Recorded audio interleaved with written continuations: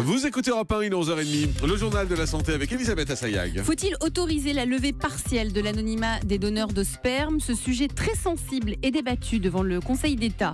Une campagne démarre aujourd'hui pour inciter les cyclistes et les piétons à devenir plus visibles. Le nombre de cyclistes tués a augmenté de 8%. Et puis, la méditation et le yoga préviennent les risques d'obésité.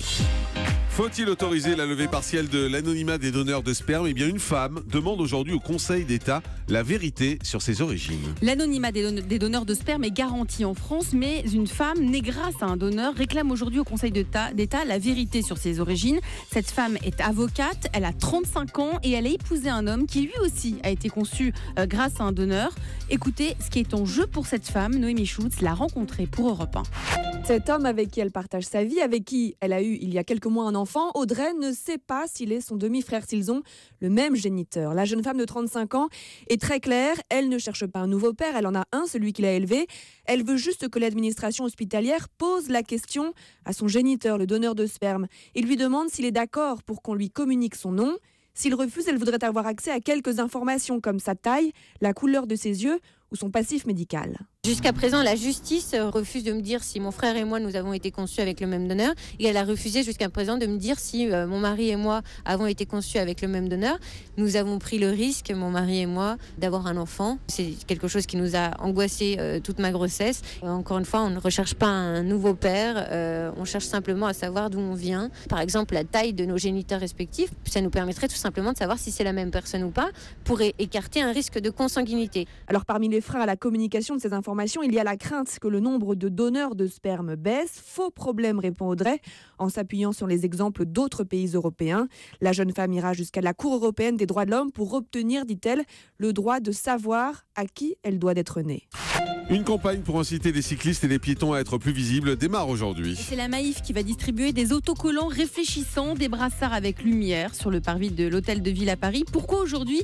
Eh bien, à 4 jours du passage à l'heure d'hiver. Ce sera dimanche. C'est le moment de sensibiliser les piétons et les cyclistes, car figurez-vous que chaque année, on enregistre un pic de mortalité à chaque passage à l'heure d'hiver. Comme la nuit tombe plus vite, nos trajets à pied et à vélo deviennent plus dangereux car nous sommes moins visibles. Alors, pour ne plus être invisible, voici les nouveautés. Vous pourrez porter des mélamitaines. Ça coûte 4 €. Ce sont des gants réfléchissants. Ils permettent aux enfants à lever la main quand ils sont sur le point de traverser. Ou alors vous avez les Monkey Light.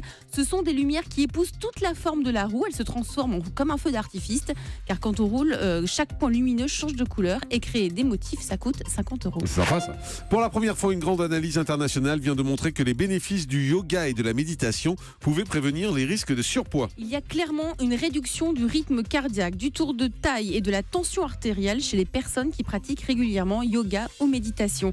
L'explication, c'est lorsque l'on est dans le présent, lorsque l'on a conscience de ce que l'on fait, nous sommes moins dans le surpoids. Et quand on pratique la méditation et le yoga, on est moins nombreux à manger inutilement. Il faut donc être dans le présent, explique le psychiatre Christophe André, interrogé par nos confrères de France 2. Il y a probablement 3 mécanismes principaux qui expliquent que le fait d'être présent à l'instant nous aide à moins manger. Le premier de ces mécanismes, c'est que chaque fois qu'on est présent à ce qui nous arrive, on est présent à notre corps. Et les gens qui soit pratiquent une technique, soit sont plutôt doués pour la pleine conscience, sont beaucoup plus sensibles aux signaux de leur corps. Ils sont beaucoup plus capables de faire la différence entre le fait d'avoir vraiment faim et l'envie de manger parce que c'est l'heure, parce que ça sent bon dans la cuisine. On connaît mieux notre corps. La deuxième explication, c'est que toutes ces techniques de méditation ou toutes ces aptitudes à la pleine conscience nous aident à être moins impulsifs, à moins répondre comme ça à nos pulsions. Et la troisième raison, c'est que ça élève en général nos émotions positives. Les aînés de la famille sont plus touchés par la myopie. Une étude anglaise montre que les plus âgés d'une fratrie ont 20% de risque supplémentaire d'être atteints d'une forme sévère de myopie par rapport à leurs cadets ou les derniers nés. Les universitaires ont pris bien évidemment le soin d'enlever tous les sujets qui ont des myopes dans la famille. Ils ont comparé les tests visuels de chacun et leur risque de myopie par rapport à leur place dans la fratrie.